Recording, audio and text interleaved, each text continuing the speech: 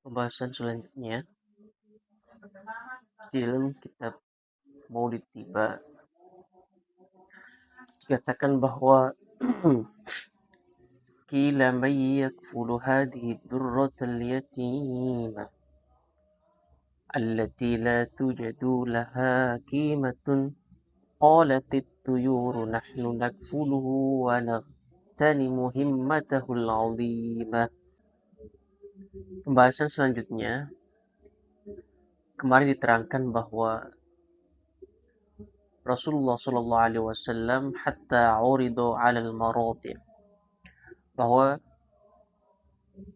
ketika Rasulullah Shallallahu Alaihi Wasallam dilahirkan,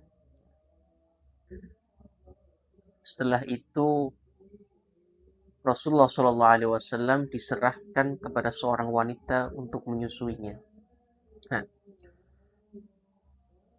dalam tradisi orang Arab, ya, yang mana tradisi bangsawan, ya, dalam sebuah riwayat dikatakan bahwa zaman dahulu orang bangsawan Mekah, ya, yang hidup di kota Mekah itu mempunyai tradisi ketika dia mempunyai seorang bayi, itu akan diserahkan kepada orang, ya, yang mana dia hidupnya di perdesaan, yang dia juga sedang menyusui. Nah, Rasulullah Shallallahu Alaihi Wasallam sama.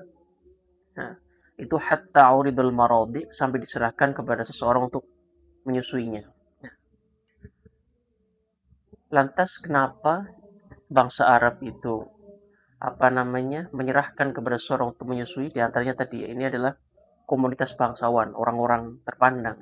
Karena Rasulullah Shallallahu Alaihi Wasallam sendiri, kita tahu beliau nasabnya itu adalah terjaga dari orang-orang yang mulia terpandang. Jadi orang bangsawan, apalagi Bani Hashim, ya, itu termasuk para pemimpin-pemimpin kota Mekah waktu itu. Di antara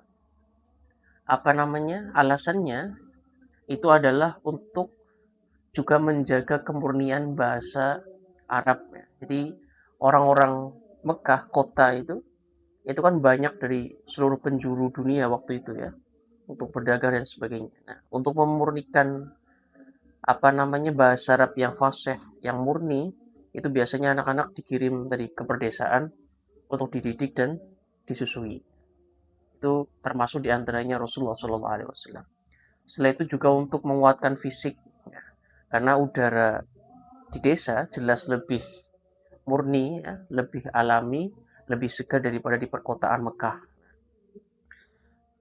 Di antara selanjutnya juga untuk menghindari penyakit, karena kota Mekah itu adalah banyak dari penjuru dunia yang datang ke situ. Ini untuk agar anak-anak itu tidak terkena virus, ya, hanya dititipkan di perdesaan itu.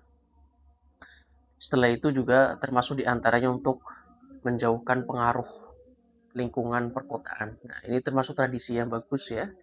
Mungkin sekarang juga ketika melihat lingkungan di kota, jelas akan lebih segar udaranya. Setelah itu lingkungannya, didikannya itu tetap beda antara kota dan di pedesaan. Nah, ini ketika Rasulullah Shallallahu Alaihi Wasallam.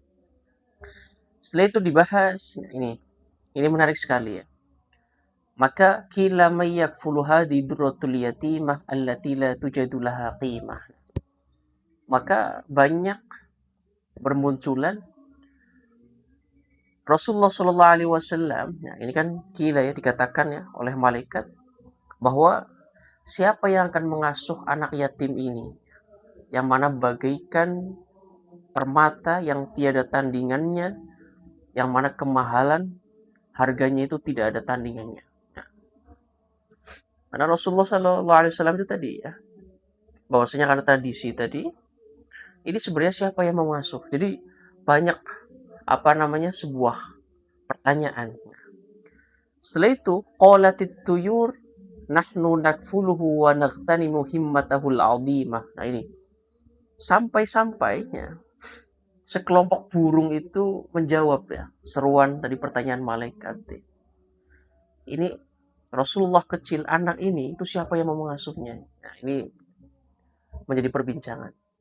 Sampai dijawab oleh para sekelompok burung, bahwasanya nahnu nakfuluhu wa naqtani muhimmatul azimah, bahwasanya kami sanggup untuk mengasuh dan mengambil keuntungan daripada cita-citanya yang agung. Nah, ini sekawanan burung pun dia siap untuk mengasuh Rasulullah Sallallahu Alaihi Wasallam. Kenapa? Karena burung pun tahu betapa mulianya Rasulullah Sallallahu Alaihi Wasallam. Subhanallah. Setelah itu qalatil wuhush nahnu aula bidzalika likai nanala syarafahu wa ta'dhimah. Akhirnya banyak perbincangan sampai para binatang-binatang liar, ya Allah, itu pun mengutarakan isinya. Bahwasanya beliau mengatakan, ya, binatang-binatang itu mengatakan bahwa kamilah yang lebih berhak mengasuhnya agar memperoleh kemuliaan dan keagungannya. Subhanallah. Para binatang-binatang liar pun dia meminta untuk mengasuhnya. Subhanallah. Kenapa? Binatang liar pun tahu keagungan Rasulullah Sallallahu Alaihi Wasallam. Setelah itu kila ya ma'asyal umam uskunu fa inallah qad hakama fi sabiki hikmatihil qadimah.